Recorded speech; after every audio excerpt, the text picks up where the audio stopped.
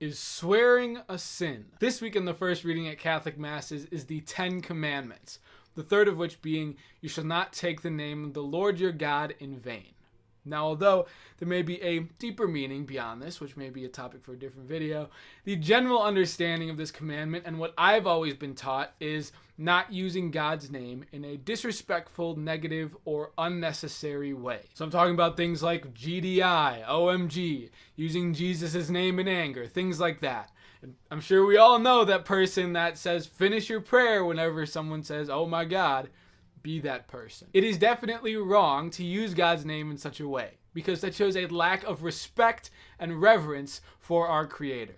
God's name, such a powerful name, a name that stands for love, should not be used in anger or for negativity or unnecessarily thrown around in such a way. Now, how about other swear words?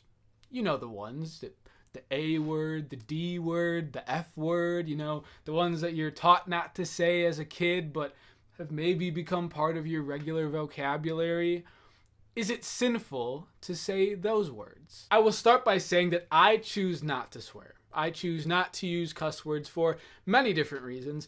One of which being, I think it just sounds kind of unintelligent. Like, if you're telling a story and every 5 words is an F-bomb, I'm sorry, I'm not following you. Also, just the way that I was brought up. I was always taught not to swear. No one does it at my house. It wasn't allowed at the Catholic grade school that I went to growing up. So it was just ingrained in me, and I've chosen to stick with it. But in terms of a real answer to the question of is using cuss words sinning, I'm going to argue yes.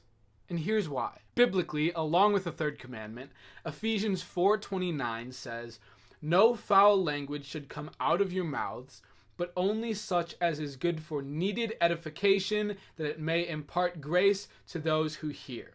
So Paul's instructing that the words you speak should be positive and uplifting, not vulgar. And I always point to the idea of, why do we teach kids not to swear? If using cuss words and swearing was okay, why wouldn't we openly teach that language to children?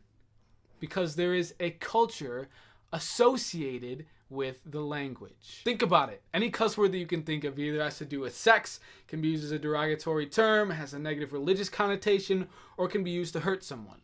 There's a negative culture associated with the language. And that may not be your direct intention when you use that kind of language. For example, you can say something is pretty effing good, and that's not necessarily negative, but it still promotes the use of the word, and that word has a culture.